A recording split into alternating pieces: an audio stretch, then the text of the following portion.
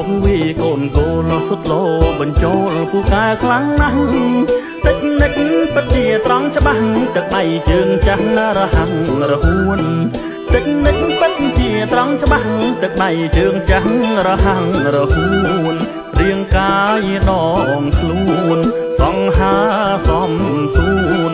កំឡាំងពុលលែងមកមួនតែងឈ្នះខ្លួនគ្រប់វិញ្ញាសាបន្ទាប់ពីកិច្ចការងារជាតិសម្ដេចពុកឆ្លៀតតែហាត់ប្រានលេងកីឡាជាការកំសាន្តនាពេលស្រាំងស្រានបានអារម្មណ៍ស្រស់ថ្លាលេងកីឡាជាការកំសាន្តនាពេលស្រាំងស្រានបានអារម្មណ៍ស្រស់ថ្លាពុកសែនសង្ហាពុកសែនសង្ហាទាំងកាយទាំងចិត្តវិជ្ជាកម្លាំងខ្លាំងក្លាមានសុខភាពល្អព្រះជន្មលោកពុកច្រើនហើយធម៌ពលនៅឡើយដូចជាយំវ័យ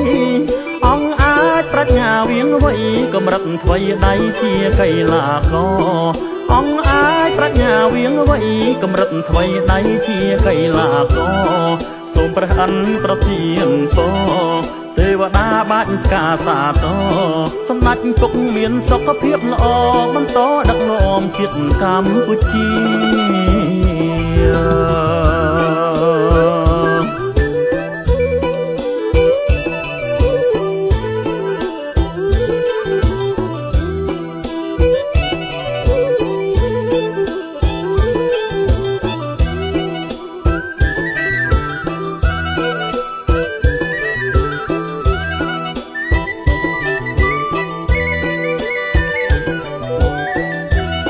សម្ដេចពុកលោកវីកូនកូលសុទ្ធលោបញ្ចូលពូកែខ្លាំងណាស់តិចនិចពិតជាត្រង់ច្បាស់ទឹកដៃជើងចាស់រហ័ងរហួនតិចនិចពិតជាត្រង់ច្បាស់ទឹកដៃជើងចាស់រហ័ងរហួនរាងកាយដងខ្លួនសង្ហាសំសួនកំឡាំងពុលលែងមកមួនតែងឈ្នះខ្លួនគ្រប់វិញ្ញាសាបន្ទាប់ពីកិច្ចការងារជាតិសម្ដេចពុកឆ្លៀតតែហាត់ប្រានលេងកីឡាជាការកំសាន្តនាពេលស្រាំងស្រានបានអារម្មណ៍ស្រស់ថ្លាលេងកីឡាជាការកំសាន្តនាពេលស្រាំងស្រានបានអារម្មណ៍ស្រស់ថ្លាពុកសែនសង្ហាពុកសែនសង្ហាទាំងកាយទាំងចិត្តវិជ្ជាកម្លាំងខ្លាំងក្លាមានសុខភាពល្អ